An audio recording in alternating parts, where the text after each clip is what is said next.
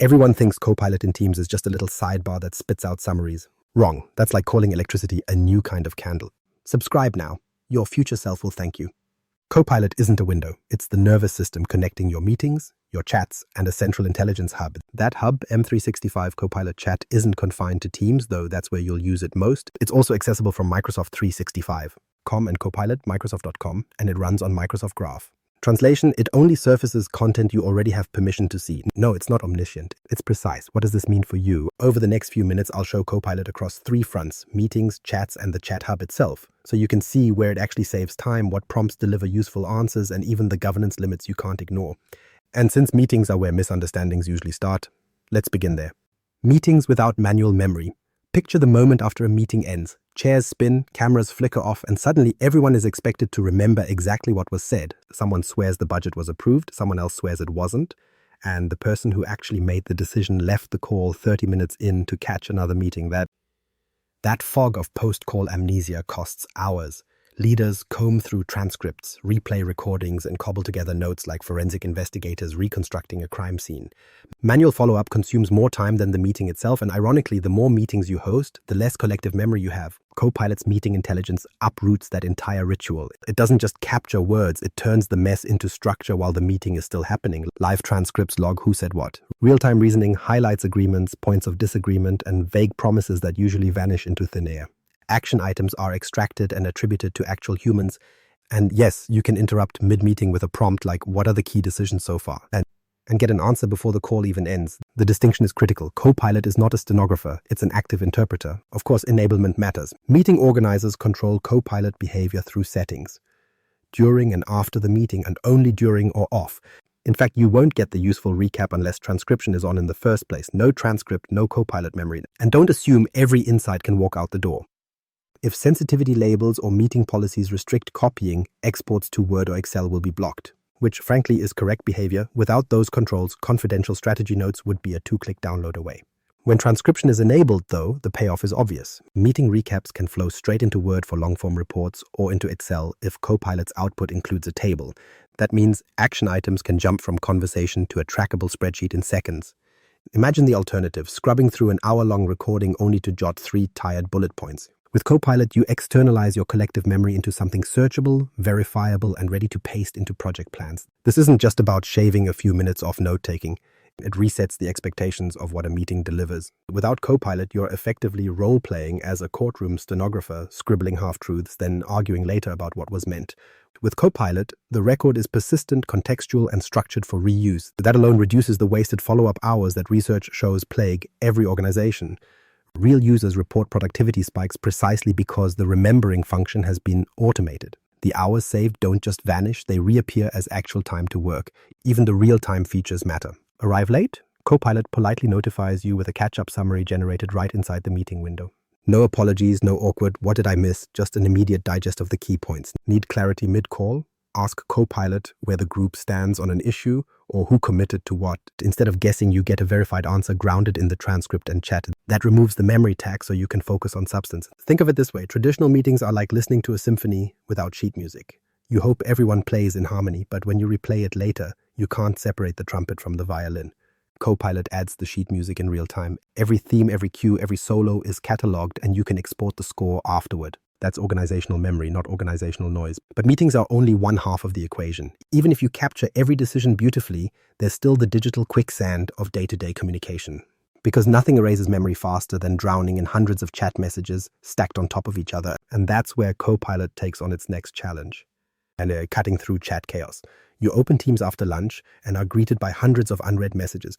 A parade of birthday gifts and snack debates is scattered among actual decisions about budgets and deadlines. Buried somewhere in that sludge is the one update you actually need, and the only retrieval method you have is endless scrolling. That's chat fatigue, information overload dressed up as collaboration. Unlike email, where subject lines at least masquerade as an organizational system, chat is a free-for-all performance, unfiltered input at a speed designed to outlast your attention span. The result, finding a single confirmed date or approval feels less like communication and more like data archaeology. And no, this isn't a minor nuisance. It's mental drag. You scroll, Lose your place, skim again, and repeat week after week. The crucial answer, the one your manager expects you to remember, has long since scrolled into obscurity beneath birthday applause. Team search throws you scraps of context, but reassembling fragments into a coherent story is manual labor you repeat again and again. Copilot flattens this mess in seconds. It scans the relevant 30-day chat history by default or a time frame you specify, last week, December 2023, and condenses it into a structured digest. And precision matters. Each point has a clickable citation beside it. Tap the number and Teams races you directly to the moment it was said in the thread. No detective work, no guesswork, just receipts. Imagine asking it, what key decisions were made here? Instead of scrolling through 400 posts, you get 3 bullet points: budget approved, delivery due Friday, project owner's name. Each claim links back to the original message. That's not a summary, that's a decision log you can validate instantly. Compare that to the filing cabinet tipped onto the floor version of Teams without Copilot. All the information is technically present but unusable. Copilot doesn't just stack the papers neatly, it labels them, highlights the relevant lines, and hands you the binder already tabbed to the answer. And the features don't stop at summarization. Drafting a reply? Copilot gives you clean options instead of the half-finished sentence you would otherwise toss into the void. Need to reference a document everyone keeps mentioning? Copilot fetches the Excel sheet, hiding in SharePoint, or the attached PDF, and embeds it in your response. Interpreter and courier working simultaneously. This precision solves a measurable problem. Professionals waste hours each week just catching up on chat. Not imaginary hours, documented time drained by scrolling for context that software can surface in seconds. Copilot's citations and digests pull that cost curve downward because context is no longer manual labor. And yes, let's address the skeptical framing. Is this just a glorified scroll assistant? Spoiler, absolutely not. Copilot doesn't only compress messages, it stitches them into organizational context via Microsoft Graph. That means when it summarizes a thread, it can also reference associated calendars, attachments, and documents, transforming shorter messages into a factual record tied to your broader work environment. The chat becomes less like chatter and more like structured organizational memory. Call it what it is, a personal editor sitting inside your busiest inbox. Where humans drown in chat noise, Copilot reorganizes the stream and grounds it in verifiable sources. That fundamental difference, citations with one-click backtracking, builds the trust human memory cannot. You don't have to replay the thread, you can jump directly to the original message if proof is required. Once you see Copilot bridge message threads with Outlook events, project documents, or project calendar commitments, you stop thinking of it as a neat time saver. It starts to resemble a connective tissue, tying the fragments of communication into something coherent. And while chat is where this utility becomes painfully obvious, it's only half of the system. Because the real breakthrough arrives when you stop asking it to summarize a single thread and start asking it to reconcile information across everything, Outlook, Word, Excel, and Teams, without opening those apps yourself. The central intelligence hub, and here's where the whole system stops being about catching up on messages and starts functioning as a genuine intelligence hub. The tool has a name, M365 Copilot Chat, and it sits right inside Teams. To find it, click Chat on the left, then select Copilot at the top of your chat list, or if you prefer, you can launch it directly through the Microsoft 365 Copilot app, Microsoft365.com or copilotmicrosoft.com. No scavenger hunt between 4 applications, just one surface. Normally, the way people chase answers looks like some tragic form of browser tab addiction. Notes live in Word, numbers hide in Excel, backstory clogs Outlook, and context evaporates somewhere in Teams chat. That's not knowledge management. That's unpaid system integration. What Copilot Chat does is compress all that noise into one place. You ask a natural question, and the hub synthesizes everything. Then it provides citations back to the original Word doc, Excel sheet, or Outlook thread, so you know it's not hallucinating. One question, one surface, multiple receipts. The mechanics matter here. Copilot is not rummaging through your company's secrets. It's bound by Microsoft Graph and semantic indexing. That means it only surfaces content you already have permission to access, and it does so with contextual awareness, your emails, your chats, your documents, your meetings. Graph is the wiring. Semantic indexing is the filter that makes the wiring intelligent by ranking relevance rather than just keyword matching. The result, grounded, personalized answers that are accurate enough to act on, not just close enough. You can think of Copilot Chat as your first stop, but not your only one. Microsoft also introduced Copilot Search, the universal search layer that spans across apps and even third-party data sources. Search finds it, Chat explains it. Together, they form the intelligence hub, so instead of juggling tool-specific searches, you have one system that both locates and interprets the data. Does this mean Copilot Chat is flawless? No. Practical note. Links don't always behave perfectly, and embedded media or certain attachments may be stripped or not preview correctly in responses. That's a design constraint, not sabotage. The important point is the text, the sources, and the citations are intact. If you need the original file, the citation takes you to it. Here's what this looks like in a real scenario. Imagine your manager asks, what exactly was finalized in last Tuesday's budget discussion? Without Copilot, you'd corner colleagues, dredge through emails, drag open Excel, maybe replay a recording. With Copilot Chat, you type the same question once. It responds with budget capped at X, delivery deadline Friday, assigned to Sam. Directly under that, links back to the Teams chat line, the attached Excel sheet in SharePoint, and the Outlook thread where the approval happened. In seconds, the answer stops being folklore and becomes verifiable record. Don't mistake this for just another text window. It's more like wiring neurons together across your apps so they fire as a single system. You don't get a vague conversational snippet, you get structured intelligence. Ask the hub a broad question, and instead of shrugging, it stitches together the relevant fragments from different platforms and presents them as a coherent whole, with sources in tow.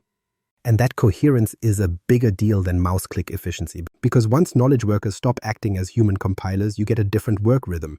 The friction of switching contexts drops, the error rate in reconciling documents collapses, and decisions move faster because the memory is externalized, structured, and trusted. That's not a convenience layer, it's organizational architecture being rewired in real time. So yes, Copilot Chat is the intelligence hub, the nervous system that translates fragments into knowledge.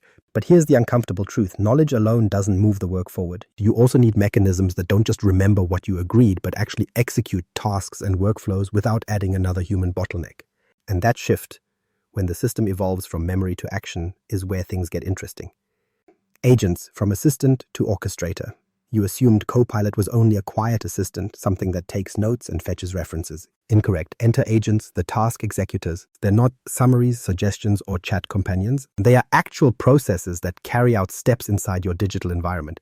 If Copilot is the brain processing ideas, agents are the hands reaching directly into Teams to press the buttons you didn't want to press yourself.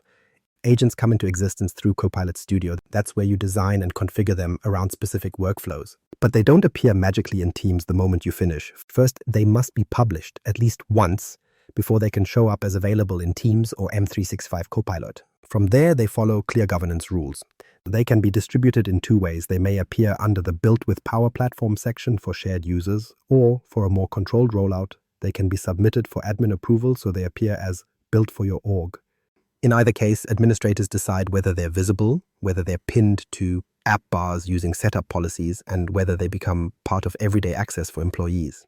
Agents are not free-range bots. They are deployed extensions installed intentionally and tied to explicit channels. Functionally, these agents target the repetitive friction points clogging your team's environment. Consider onboarding. Instead of HR staff dragging new employees through spreadsheets and PDFs, an agent distributes the required forms to the right group automatically. Or support.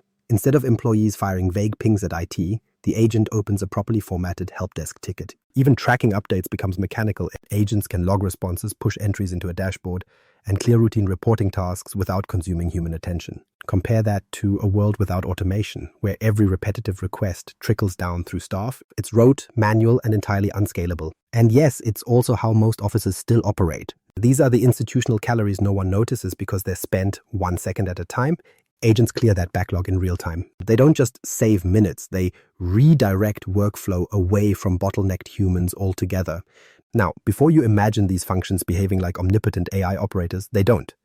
Agents only act within the tenant permissions already defined in your system. They work on top of Microsoft Power Platform infrastructure, aligning with configured scopes and user access. They can't wander outside those boundaries or suddenly peek into data not otherwise available. In fact, when you add an agent to Teams, some agent and chat data flows out through Teams infrastructure, and Microsoft documentation is explicit. That data may move across compliance or geographic boundaries. That's not hidden fine print. It's something IT leaders must register before lighting up these features.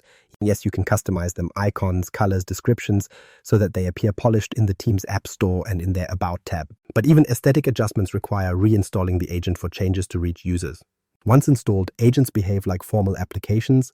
Users can mention them in channels, and responses appear for the entire team. Agents see conversation history inside those channels, meaning their answers carry context instead of starting cold. If that visibility feels powerful, it should. That's why admin oversight is non-negotiable. And here's the balancing act. Agents truly reposition Copilot. With them, the system stops being reactive, waiting for you to scroll, search, or ask, and starts pushing work itself. They orchestrate repetitive sequences, distribute forms, file tickets, return employee details from HR systems, and update dashboards. It's evidence that Copilot is not just a smarter secretary, it's an operational layer reorganizing how routine tasks move through teams. Intelligence plus execution, brain plus muscle, Still, none of this runs on autopilot. Licensing, Power Platform alignment, publishing, and admin approvals are the prerequisites. Without them, agents don't appear, don't function, don't distribute across teams. Governance is the spine of the system because without constraints, you wouldn't just gain automation, you'd open unsupervised pathways into mission-critical workflows. So when people present Copilot as an assistant, the term is far too soft. An assistant observes, an orchestrator coordinates. Through agents, Copilot has stepped over that line, pushing workflows forward without waiting for humans to do the grunt work.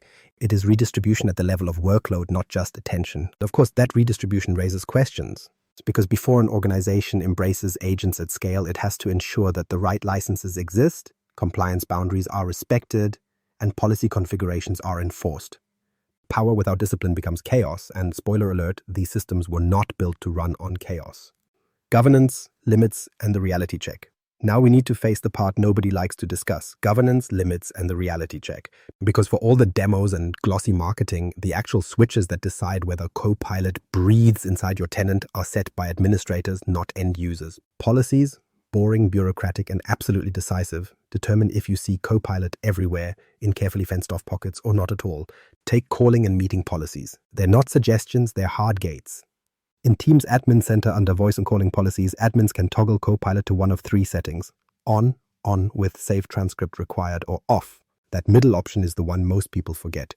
If transcription is mandatory and you don't enable transcription during the meeting, Copilot simply won't be there. No transcript, no recap, no action items later. You can flip the same settings with PowerShell, set Cease Teams Calling Policy, Copilot enabled with transcript, but the rule is unchanged. No transcript equals no after-call Copilot. Live summaries may still appear during a meeting if allowed, but once it ends, the system has no memory to pull from. This is where unrealistic expectations collide with compliance boundaries. You want Copilot to summarize a PSTN call? You'd better have transcription enabled before you dial, hoping for action items after a peer-to-peer VoIP call. Same requirement. And when people skip setup and then complain, Copilot is broken, what's really broken is configuration discipline. Availability also isn't uniform. Copilot currently exists in public tenants and GCC, Government Community Cloud, but it does not function in GCC High or DoD environments.